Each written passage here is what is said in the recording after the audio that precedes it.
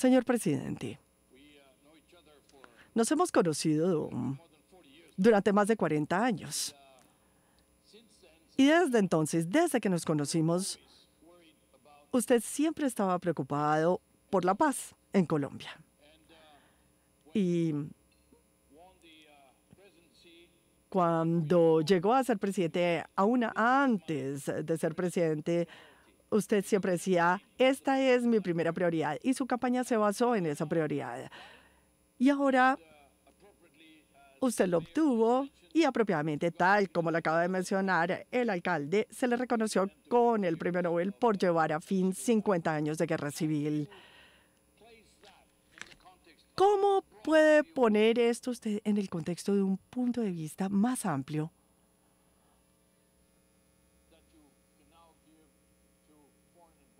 Que usted le pueda dar a los inversionistas extranjeros, etcétera, y obviamente para los colombianos. Muchas gracias. Muchas gracias por esta oportunidad y por haberme invitado a una reunión tan importante. Sí, nos hemos conocido durante más de 40 años y desde entonces, sí, fue precoz, era precoz.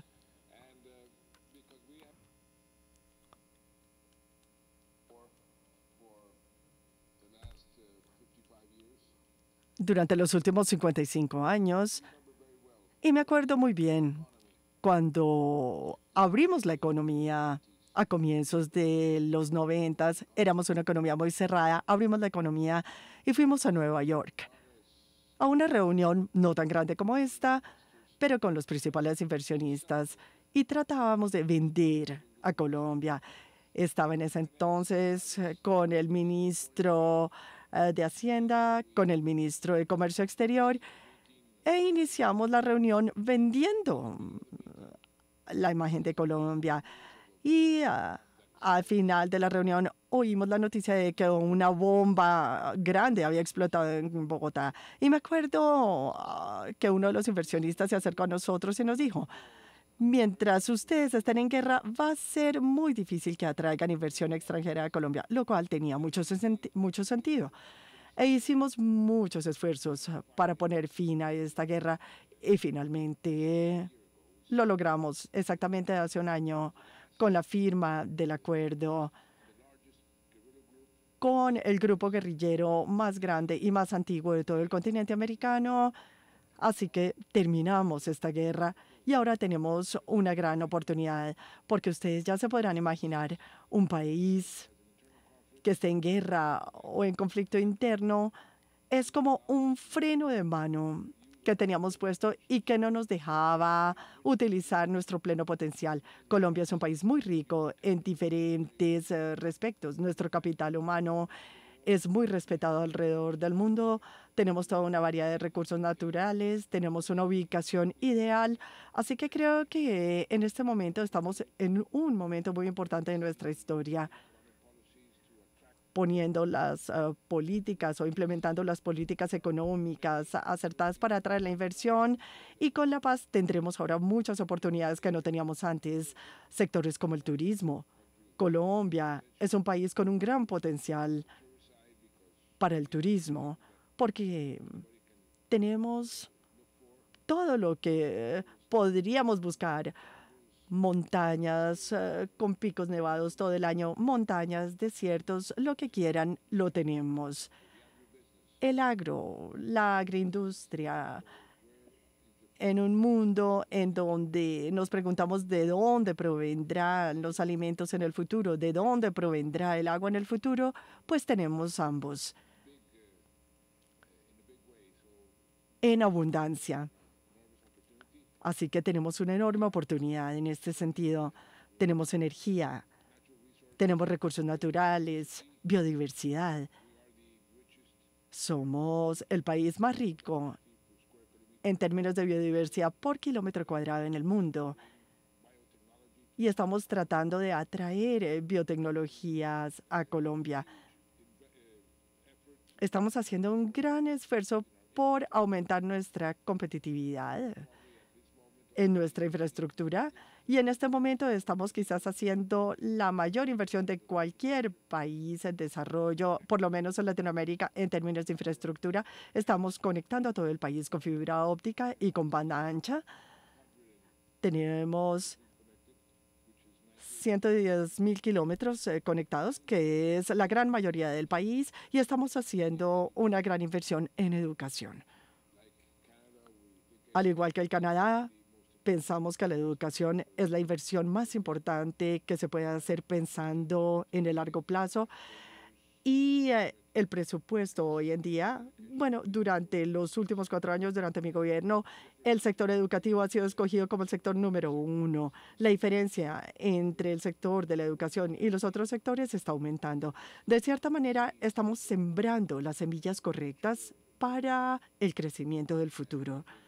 Y yo creo que la paz obviamente nos ayudará muchísimo en este esfuerzo. Señor presidente, esa es una buena noticia y hay muchas buenas noticias, pero ciertamente cuando usted estaba por consolidar el proceso de paz, Colombia se ha convertido en un gran exportador de petróleo y el petróleo se ha convertido en una parte muy importante de su base fiscal y de pronto los precios del petróleo cayeron a la mitad. ¿Cómo han logrado navegar esa situación? Fue una situación muy difícil. Lentamente empezamos a depender demasiado del petróleo y del carbón y de los minerales. Y yo diría que no sufrimos de la enfermedad holandesa, sino de una gripa holandesa. Y repentinamente el precio del petróleo se desplomó y fue uno de los choques externos más duros que hemos sufrido, solamente comparable al choque externo que sufrimos durante la Gran Depresión de los años 30. ¿Qué hicimos? Dijimos, tenemos que mantener algo que hemos venido haciendo desde el gobierno, mantener la confianza de los inversionistas en nuestras cuentas fiscales. Introdujimos en nuestra Constitución el criterio de la sostenibilidad fiscal para los 3 poderes, ejecutivo, legislativo y judicial, en cuanto a que tienen que tomar en cuenta las consecuencias fiscales de sus decisiones. Este fue un debate muy interesante que tuvimos, que finalmente se introdujo y finalmente nos pusimos una camisa de fuerza en cuanto a que estábamos imponiendo la regla fiscal, en el sentido de que no podíamos gastar más de una cantidad de X por año y teníamos objetivos blancos, objetivos anuales. Cuando bajó el precio del petróleo, más del 20% de los ingresos totales del gobierno desaparecieron. Entonces dijimos, escojamos aquellos sectores que pueden mantener nuestro crecimiento, que puedan proteger el empleo y que puedan proteger los sectores más vulnerables de la sociedad. Por lo general, las crisis financieras y económicas afectan en mayor grado a los miembros más vulnerables de la sociedad. Entonces decidimos hacer lo que llamamos una austeridad inteligente. E hicimos un gran esfuerzo por encontrar un nuevo equilibrio. Nos costó, en términos de crecimiento, veníamos creciendo alrededor de un 5%, ahora estamos creciendo a un 2%, pero el ajuste se hizo de una forma tal que no perdimos empleos. Mantuvimos nuestro crecimiento, aunque es más lento, pero somos líderes hoy en día en el conjunto de países de alto crecimiento con el resto de la región y hemos podido mantener aquellos sectores que serían socialmente más rentables. Así que de cierta manera fue una bendición oculta, porque esto nos obligó a concentrarnos más en aquellas inversiones que eran diferentes de la energía, del petróleo y de los minerales. Así que hoy en día tenemos una base mucho más amplia en nuestra economía, más sana, creo yo, y estamos creciendo a un ritmo más sano y más fuerte porque no depende tanto de estos productos. Entonces podemos compartir esto con el Fondo Monetario y la OCDE para que aprendan a hacer las cosas mejor, ¿no es cierto? Bueno, el Banco Mundial y el Fondo Monetario Internacional han aplaudido lo que hemos venido haciendo y nos han dicho que es una buena forma de, bueno, le vamos a pasar este mensaje a la OCDE. Bueno, señor presidente, usted acaba de mencionar la riqueza natural extraordinaria de Colombia y la abundancia de agua, de petróleo, de tierra para producir alimentos. Y usted ratificó el Acuerdo de París sobre cambio climático, días antes después de que Estados Unidos anunció que se retiraría del mismo. ¿Cómo cumplirá Colombia sus compromisos en cuanto al cambio climático o al clima? ¿Y cómo va a combinar estos compromisos con este sentido renovado de crecimiento al cual usted se está refiriendo? Bien, no sé si usted sabrá que Colombia fue el país que puso sobre la mesa los Objetivos Sostenibles de Desarrollo en el 2012 en la Cumbre de Río. Empezamos a través de nuestra diplomacia en múltiples canales diciendo, las metas del milenio se terminarán. Necesitamos nuevos objetivos, nuevas metas. Tenemos que reunir a los países en desarrollo. No es solamente los países en desarrollo. Debemos introducir también el factor más importante, que es que esto le concierne a todo el mundo, la preocupación de todo el mundo, la sostenibilidad. ¿Cómo podemos cumplir las mismas metas sociales, pero de una forma sostenible? Y finalmente, en el año 2015, las Naciones Unidas adoptó los Objetivos Sostenibles de Desarrollo 17. ¿Por qué estamos haciendo esto? Resulta que Colombia es uno de los países más vulnerables en términos de cambio climático por nuestra ubicación, nuestras montañas, por diversas razones. Así que redunda en nuestro propio interés, pero también vemos que este es un tema en el que tenemos cierta autoridad para hablar acerca de este aspecto. La biodiversidad, por ejemplo, es una de las grandes víctimas del cambio climático. Y tenemos que protegerla. Así que nos volvimos muy activos en los debates globales, mundiales, muy activos en los debates en París alrededor del cambio climático y seguimos siéndolo. Estamos empujando esa agenda hacia adelante. Algunos países no creen que exista el cambio climático, pero yo creo que, tal como nuestro buen amigo y gobernador de Florida puede darnos testimonio,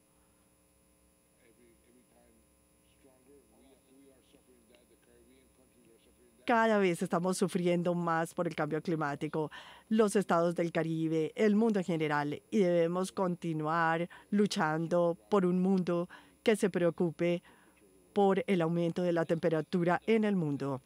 Señor presidente, hace un momento mencionó usted a a la OCDE y usted está prácticamente al final del proceso en este momento en términos de unirse finalmente a este club de mejores prácticas de la OCDE, como nos gusta llamarlo.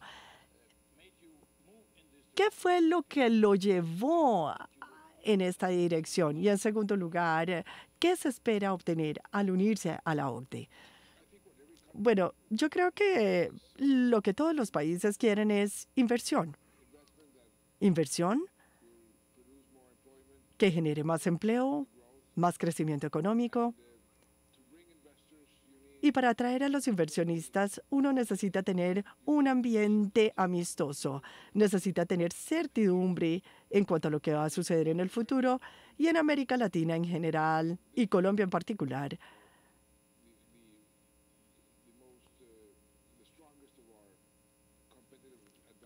Esta no era la más fuerte de nuestras ventajas competitivas. Así que dijimos, unámonos a la OCDE. Primero, consideramos a la OCDE no una organización de países ricos, sino una organización de países que sigue las mejores prácticas. Es como un ejercicio, como si uno fuera al gimnasio y a uno siempre le están recordando cómo hacer los ejercicios bien. Y en segundo lugar, es otra garantía para cualquier inversionista que si Colombia es parte de la OCDE, quiere decir que no estaremos haciendo locuras en el futuro, que habrá un monitoreo sobre la calidad de nuestras políticas. Predecibilidad, sí. Creo que esta es una o son las dos razones por las cuales queremos unirnos a la OCDE y esperamos poder terminar el proceso muy pronto. Hemos sido aceptados ya en 21 de los 23 comités y antes de terminar mi mandato, espero que ya seamos miembros plenos de la organización. Señor presidente, antes de irnos, su legado es y será ahora parte de la historia colombiana. Pero hay ciertos asuntos de carácter práctico, como por ejemplo el hecho de que dentro de un año habrá elecciones en Colombia y habrá un sucesor. ¿Cuál sería el contenido de ese sobre proverbial que dejará usted en ese cajón para su sucesor? ¿Qué lo desvela por las noches, aún después de todos los logros que ha alcanzado, que usted le recomendaría a él o a ella, quien quiera que vaya a ser el siguiente líder de Colombia? Bueno, afortunadamente Colombia ha sido un país bastante estable. Es la democracia más antigua de América Latina. Y si usted estudia la historia de América Latina en términos de los diferentes ciclos y la volatilidad, Colombia ha sido el país más estable de todos los países. Hay como un acuerdo de caballeros hasta ahora, en donde en cuanto a la economía uno debe ser muy responsable. En mi gobierno puedo decir que somos conservadores en nuestra gestión fiscal y muy progresistas en nuestras políticas sociales. Y esto nos ha permitido bajar la pobreza más que cualquier otro país en Latinoamérica en los últimos 6 años. Y hemos bajado la pobreza extrema a la mitad, una gran diferencia con lo que teníamos o las diferencias entre los diferentes sectores de la sociedad han empezado a disminuir, afortunadamente. Y la paz nos ha permitido continuar haciendo esto. Yo creo que es irreversible en este momento. Quien quiera que vaya a ser mi sucesor no podrá ni física ni políticamente revertir o deshacer lo que hemos hecho en términos de paz. Y lo que yo espero que quien quiera que sea mi sucesor de la oposición o alguien que esté de acuerdo con nuestras políticas, entienda, quien quiera que sea, que fue algo que hicimos, que es por el bien del país y que construyan sobre la que ya se construyó. Ángel, usted ya sabe muy bien que en América Latina hemos tenido una tendencia a sentirnos tentados por lo que se llama el complejo de Adán. Los nuevos dirigentes tienen que borrar todo lo que se ha hecho antes para poder traer nuevas políticas al país. Creo que eso es un gran error. Creo que uno debe corregir lo que no funciona bien, pero uno debe construir sobre lo que sí ha venido funcionando bien. Así que lo que le diría a mi sucesor es, primero que todo, estoy diciendo esto alrededor de todo el país, no puedo intervenir por constitución en el debate político, pero sí le digo a la gente, no voten por cualquiera que no vaya a poner la educación como la prioridad número 1.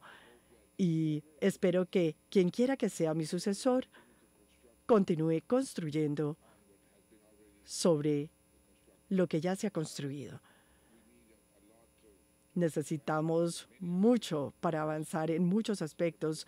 Colombia tiene grandes desafíos, siendo la infraestructura uno de ellos. Y necesitamos bajar el nivel de pobreza mucho más de lo que hemos hecho hasta ahora, aunque hemos tenido mucho éxito. Así que hay muchos retos, pero creo que estamos en el camino correcto. Y tenemos ahora algo que valoramos inmensamente, la Alianza del Pacífico.